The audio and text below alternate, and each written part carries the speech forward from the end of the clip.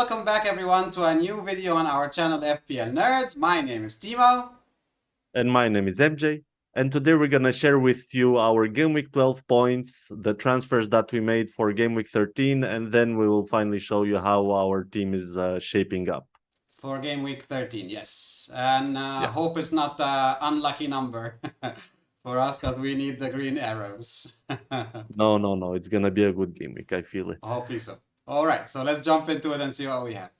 All right, guys, so I'm going to start with my team. So Game Week 12 was a good game week. Actually, I had 55 points, which took me a green arrow to 1.4 million. The last few weeks have been good because I'm getting green arrows. Not really crazy ones, but still I'm going up the ranks, which is really good for me. Slow and steady.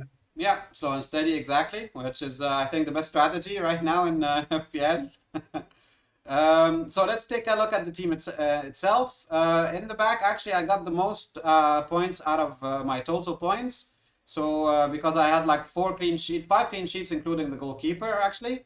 Sanchez, 6 points. Trent had a clean sheet with a couple of bonus, so 8. Cucurella, 6. Williams, 6. And Trippier, another clean sheet with 3 bonus points. So really good job here in the back, and I hope that will repeat every week, but I doubt so. Moving on to the midfield, Salah, my captain, blanked, unfortunately, only 6 points there. But I think it was okay because most of the people who that captain anybody else, they still blanked, or most of them at least. Yeah. So it didn't really matter that much. The rest of the team in the middle actually did okay because Zaha actually scored, so he got me 8 points.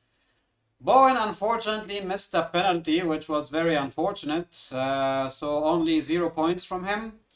And Andreas only 3 points, which okay, because I wasn't expecting that much from Andreas anyway. It was just a filler because of the main players were blanking this game week.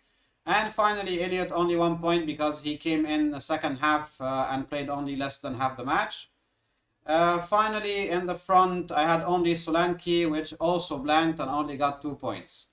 So overall, as I said, the majority of the points came from the back and got me a green arrow, which I'm happy about. So I guess, yeah, it was okay. Anything you want to add, MJ? I think it was pretty good actually. Considering it was a blank game week with City and Arsenal not playing, and you got 55 points, and I think you went up around 700,000 places. No, not I'm really. not really sure. About was it 1.9? Now, yeah, about 500K. Okay, 500,000 places. So I think this is really good. Yeah. All right, so let's. I think I'm not gonna be doing any transfer this week because I would like to have a couple of transfers for the week after, so I can make a couple of moves. Maybe get Darwin in, or maybe get Foden, maybe Saka. So I will need this flexibility so I can have 2 moves. So for next week, I'm not doing any changes, and let's check out how my team is shaping up for the game week 13. All right, guys, so this is how my team is shaping up for game week 13. In the back and as a goalkeeper, I'll be starting Ward instead of Sanchez because Sanchez, of course, have a very tough game against Manchester City away. So they'll be definitely receiving a few goals there. And Ward have a better chance of keeping a clean sheet against Wolves. They actually did okay in the last 2 matches and kept the clean sheet, so hopefully they can do it for the 3rd time in a row. Moving on to the defense, Cancelo have a good match against Brighton at home. Manchester City are one of the best defenses in the league so far, so I think that should be easy for them to keep a clean sheet there. And next to him is Cucurella, who actually have a kind of a tricky match against Manchester United. Although the match is at home, but still United actually did very well against the Spurs the last game week and actually won 2-0 and kept a clean sheet. So I think that could be a bit of a tricky one, but let's see what happens. Trent is next to them with a very good match against Nottingham Forest. I think there's a very good probability of keeping a clean sheet there and maybe actually Trent getting an attacking returns also next to it. That will be an extra bonus for me since It's quite probable. yeah, and actually Trent went down in ownership a lot, so anything that he will get will make a difference with my ranks. So really hoping for more from him than just a clean sheet there. And finally, Trippier, who have a very tricky match against Tottenham away. So I don't think there will be a clean sheet there, but maybe he can get something else like an assist or maybe a couple of bonus points since he's a bonus point magnet. What do you think?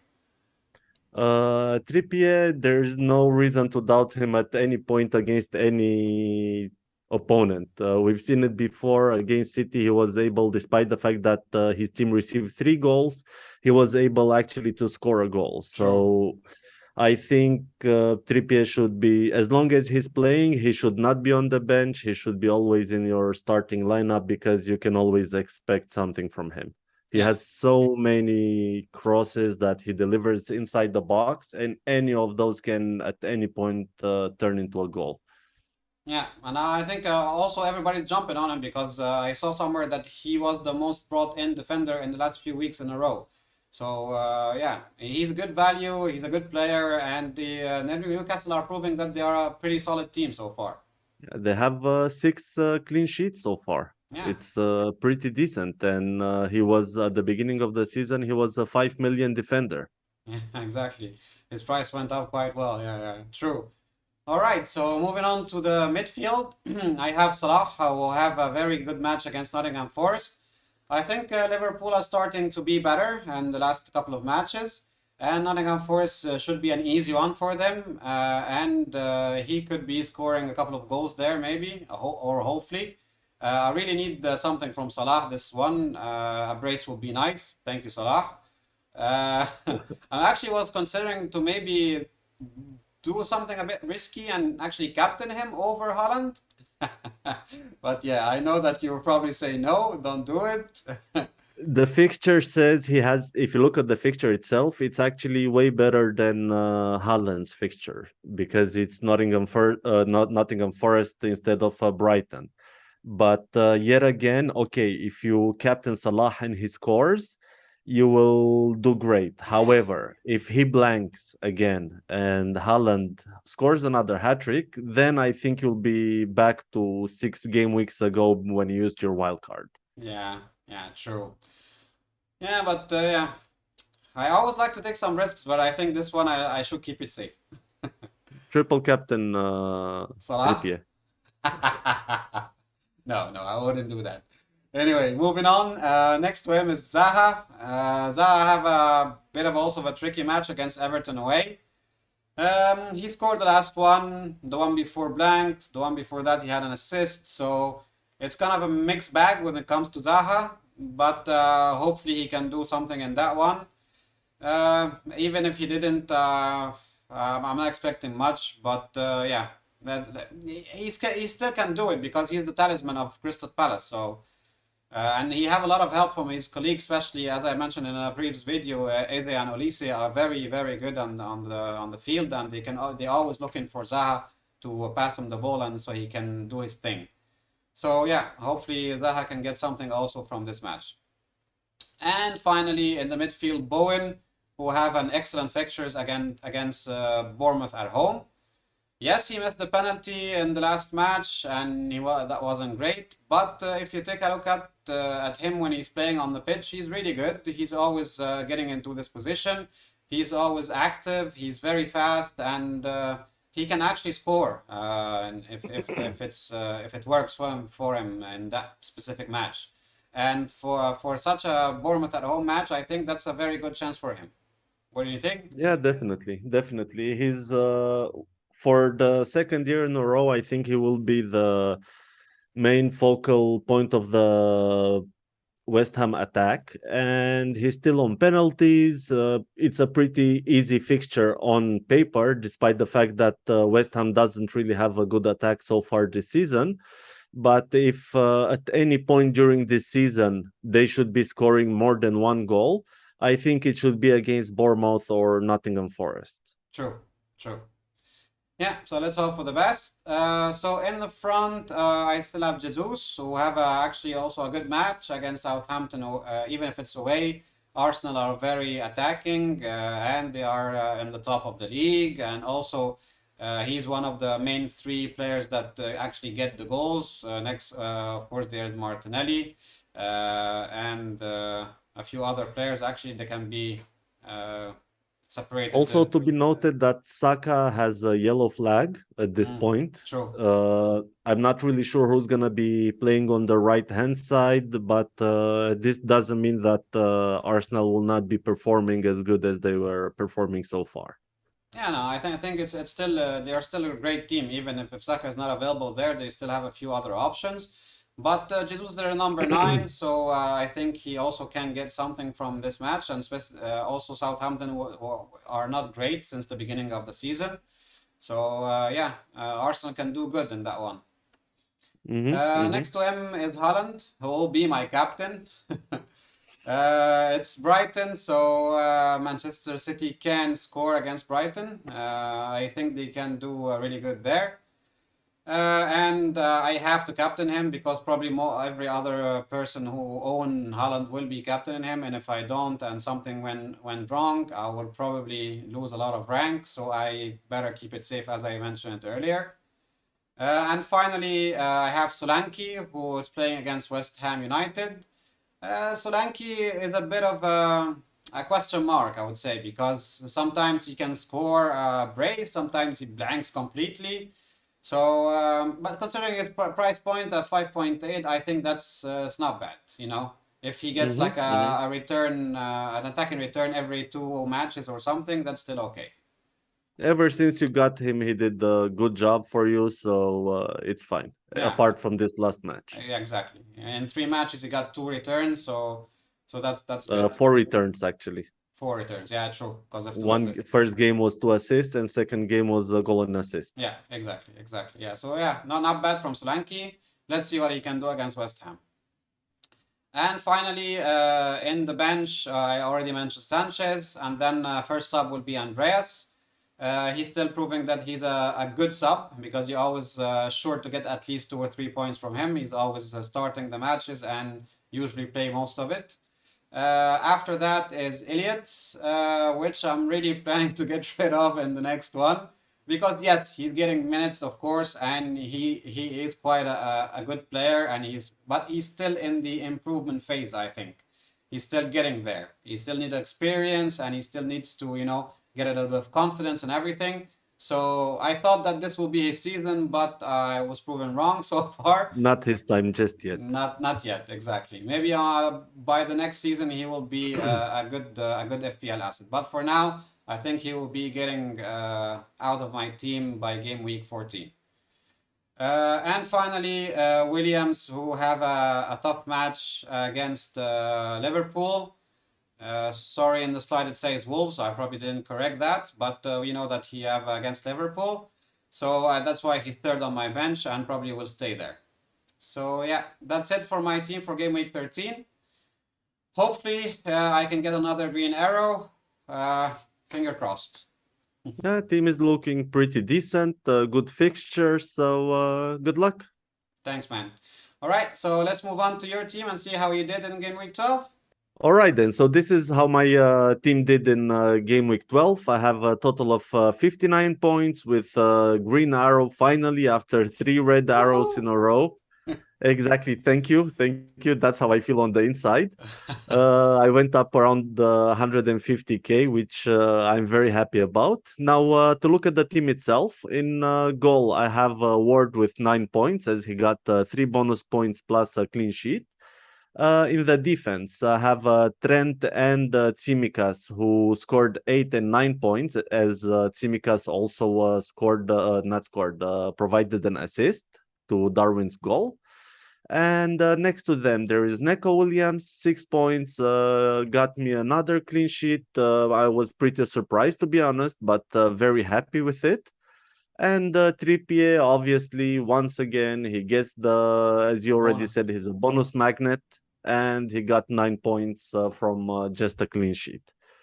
Okay, now moving on to the midfield where it's not so cheerful anymore.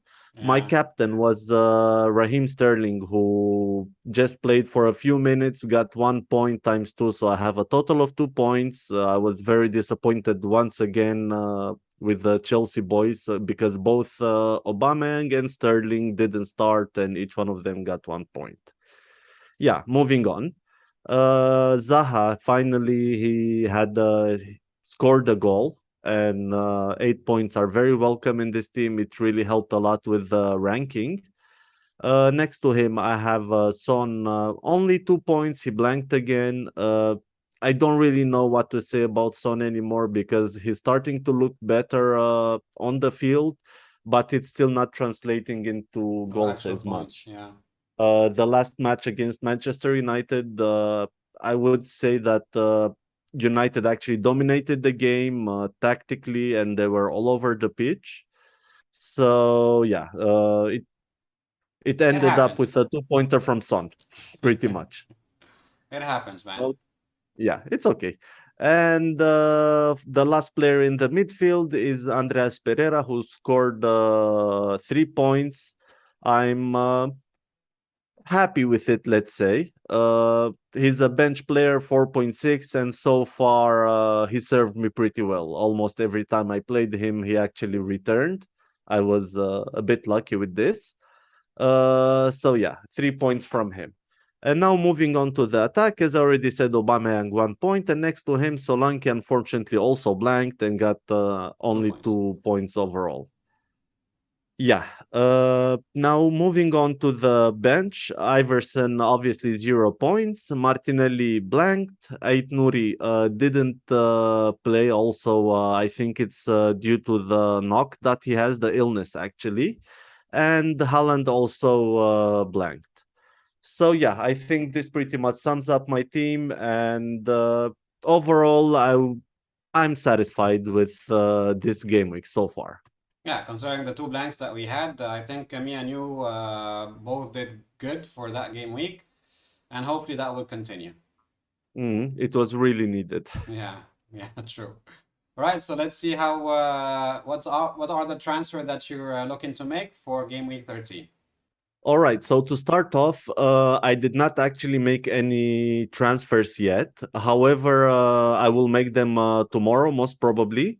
And I'm pretty confident that the two transfers that I will be sharing with you now, I will actually make them in my team as well. I'm just going to wait till tomorrow because I know there will be no price changes.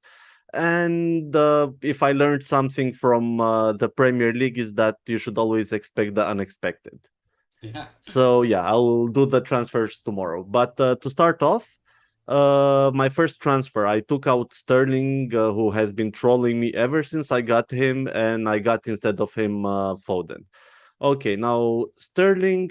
The beginning, I got him. I thought that he's gonna be playing. He's gonna be a 90-minute man. Chelsea invested a lot of money in him, and he really looked like he's gonna be playing most of the minutes, and he's gonna be one of the focal points of the attack. However, now ever since Graham Potter came, everything changed. It's Pep Roulette all over again. Yes. So yeah, he left from Man City to avoid the Pep Roulette, and he reached the Graham Potter Roulette. Yeah.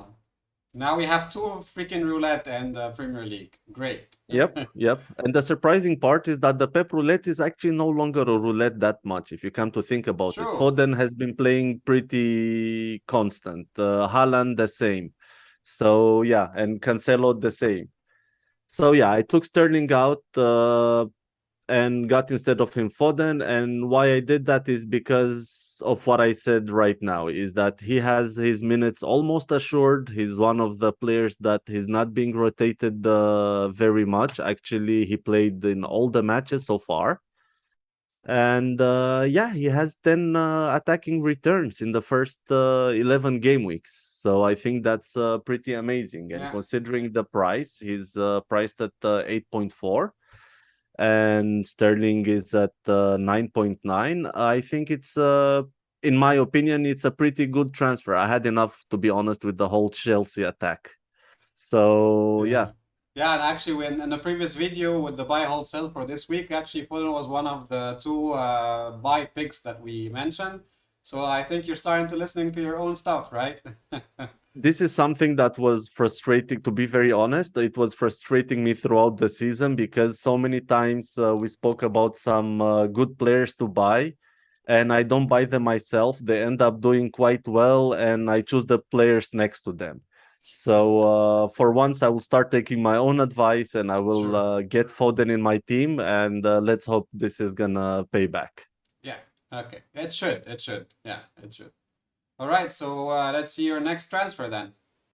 My second transfer will be Tsimikas to Cancelo. Tsimikas, I got him 2 game weeks ago, and last game week he got me a 9 pointer, which I was very happy with. But let's be real, I don't think he will keep his place. He will be rotated with Robertson most of the time. And yes, I know Liverpool has amazing fixtures looking ahead, but if he doesn't have the minutes assured, I don't want to take this risk. Of course. And who has the minutes assured? Cancelo, who has been the most nailed defender in Pep's team for the past 2 seasons, even more than Ruben Diaz, actually. And he looks like he has a pretty nice fixtures. Brighton at home, Leicester away, Fulham at home, and Brentford home. And what I actually like about Cancelo, okay, I know that his XGI is quite low, 0.13. However, he started the season as an inverted fullback. Okay, so most of the time he was playing as a CDM, let's say it this way.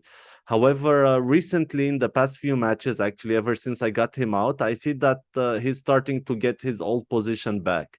Not the whole 90 minutes, but throughout the game, he's changing from overlapping to being an inverted fullback. And this will give him more and more chances for To score, attacking yeah, returns, that's true. apart from the clean sheets. And even the clean sheets, actually, Man City have a 52% chance of keeping a clean sheet, and they're rated the highest as in clean sheet odds per teams, followed by Liverpool, which is 51.5%. So I'm pretty confident Cancelo will be returning in the coming weeks. Yeah, yeah. I think it's a definitely good move. As you said, Simicast was okay as long as Robertsons were injured and out. But since Robertson is back, I think he will be the first choice for Klopp as in this position. And Simicast could get a few minutes here or there, but not as much. So yeah, Simicast did all right for you for 2 game weeks, but I think yeah, you did the right choice to move him out and get Cancelo instead. Yeah, I know it's for a -4. I'm gonna take a hit for it, but I really hope it's gonna pay me back. I think it should be worth it. Yeah, Cancelo will definitely have a very good chance of getting a clean sheet there, as you mentioned. And for the other transfer, also Foden is quite a good asset to have moving forward. Yep. Okay, so let's take a look how your team is shaping up for game week 13 then. All right then. So this is how my team is shaping up for game week 13. In goal, I have Ward who will be playing against Wolverhampton away. Once again, I'm gonna repeat myself. I'm not really expecting clean sheets from Ward, despite the fact that he's been rewarding me very nicely recently. However, if we look at Wolverhampton, they're not a very attacking team, and there is a possibility of a clean sheet. Well, Okay, they kept 2 clean sheets in the last two, so why not a third one on a row? because this is not what Ward got us used to. They've been very poor defensively, and okay, indeed, the past 2 matches They managed. they kept clean sheets, and I'm very happy with it, obviously, and I'll be very happy if it keeps on going. However, I'm not necessarily expecting it. Yeah. Fair enough. Uh, mhm. Now moving on to the defense, as you can see, I came back to my senses, and I have both Trent and Cancelo after I was without any of them for a few game weeks. And yeah, to start off, Trent, he has Nottingham Forest away. He looks like he's gonna be keeping a clean sheet. Also, according to the bookies, there's a 51.5% chance of a clean sheet. Not to mention the attacking potential that Trent has. And it looks like Liverpool became a well organized team once again. And we can only hope that they will be keeping clean sheets, and Trent can deliver maybe an assist from a corner or open play, or even why not a goal. Yeah, me and Next you to both, him, man. Me and you both. yeah, definitely, definitely. And it's the very nice part is that it's not very often that it happens that you have Trent and he's an actual differential in a good True. fixture. Yeah, You yeah. know, so normally in previous seasons or even at the beginning of this season, it would have been impossible to think that Trent against Nottingham Forest away is an actual differential. So I'm really hoping for good things from him. Next to him, I have Cancelo, a game against Brighton at home. They have very good chances of a clean sheet, 52%. Apart from this, there's the attacking returns that I literally just spoke about during the transfer slide. And next to him, I have Trippier. He has a very tough fixture against Tottenham away. However, once again, we cannot really say that Trippier will be blanking because he can always return an assist or a goal, most probably an assist, and maybe some bonus points. So I'm not really worried about him. Plus, his ownership is very, very high, and even if he doesn't keep a clean sheet and doesn't really have returns, it's not gonna really affect me that much. Sure. Okay, okay. Now, moving on to the midfield, Martinelli is back to my team. He has quite a decent fixture against Southampton away. I believe that they can actually have to score at least two or more goals. To be very honest, they're the second most offensive team in the league. They currently have something to lose. They're first in the league actually, as in standings, and I'm pretty sure they will be doing their best to win every single match from now on. Next to him, there is Son, who has a pretty difficult fixture against Newcastle. And in the same time, we all know how dangerous can Son be, whether it's on a counter attack or a long shot. He's always been that clinical finisher. And it's at home, And man. So it's exactly. always a plus for them. They just need, to get the right chances so he can score. Yeah, yeah, yeah. So with a bit of luck, I think that he can reward me, hopefully, with at least one goal. Next to him, there is Foden. He just joined the team. He looks absolutely great. He has 10 attacking returns in the past 11 game weeks, considering one game week was not played at all, game week 7.